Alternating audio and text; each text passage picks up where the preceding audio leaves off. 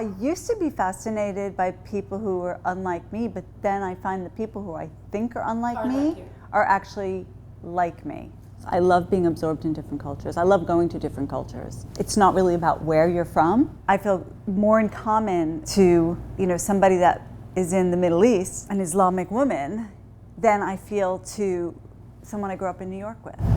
I grew up in Lawrence, the Five Towns, wealthy, predominantly Jewish. Until I went to college, I never really had exposure to people that were unlike me. My junior year, I went to Florence and I lived in Italy. That was the beginning of my travel bug. All through Cornell, I had worked for Ralph Lauren. My boss really didn't like to travel, so I was very lucky. I went to Japan for them several times, Santa Fe, to the Fen Gallery, and would buy things to inspire Ralph. While I was living in Milan, I met Donna Karan.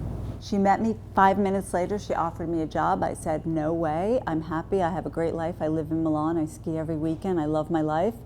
And she said, it's okay, honey. You can stay in Milan. So I was like, give me 2 months off. I need to travel. I promise I'll come back with more inspiration for you than you'll ever see in your lifetime. And I went to China, Tibet, India, Nepal. Monks in the red robe, perfectly draped. It's so inspirational because it's effortless. I knew I wanted to go to the south of China, to the Sichuan Banat area. Most of them are matriarchal tribes, which was fascinating to me. If someone ever asked me what was the easiest thing that energetically just flowed for me, it was a gut inner feeling. I feel blues this season. I'm gonna go to China. And I was always right.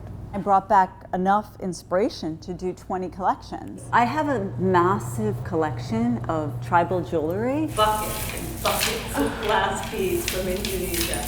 I go through moments in my life where I wear it and then years that I don't put it on.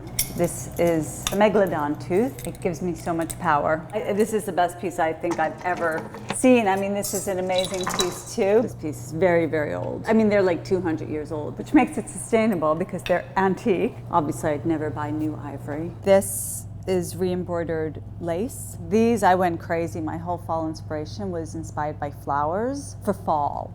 Not spring. I'm not into spring flowers. And when I design something that I love, I get a physical reaction. You know in your core that it's right. Wearing the female version of tuxedo, it's one piece and you get some femininity and drama with the ruffle. Style that you don't need to think about. Throw it on with a jacket and look corporate. You can then wear it at night. This is my investor meeting outfit. A leather wrap jacket, which actually was inspired by my son's Turkish warriors. You can't go to a meeting in sweatpants or yoga pants, so I just turned them into satin. My boots are sheep. I love Steve Madden. I had this idea that the collection should be inspired by the North Pole, like huskies and polar bear things. When I was organizing the trip, I spoke to a woman. She said, honey, a family just got eaten by a polar bear on the co-op. I wouldn't suggest it. It's serious stuff. When I was on the plane leaving, there was these women on the runway running with their bags of sealskin coats. My husband was like, oh my God, why are they stopping the plane? They need this. And the woman comes running on the plane and goes, here, look, I found you this. I found it in my basement. It was amazing. I've always found myself drawn also to the darkness. Even in Benin, it's all black magic. They practice voodoo. They brand themselves as well. And it sounds really horrible, but he was the last cannibal in Malaysia. And I photographed him. The house was filled with shrunken heads, and the guy must have been 90 years old. He was as skinny as could be, really super skinny and super fit, but very strong. Beautiful tattoo, flowers all over his back, a silver belt and a sarong. He was beautiful. I wasn't disgusted by the fact that he was a cannibal. I was sort of interested in understanding his story.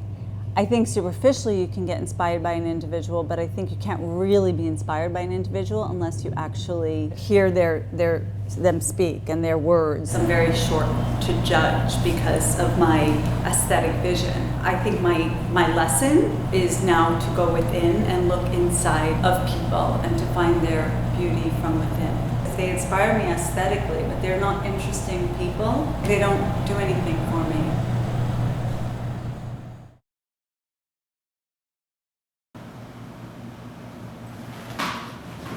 Mm-hmm.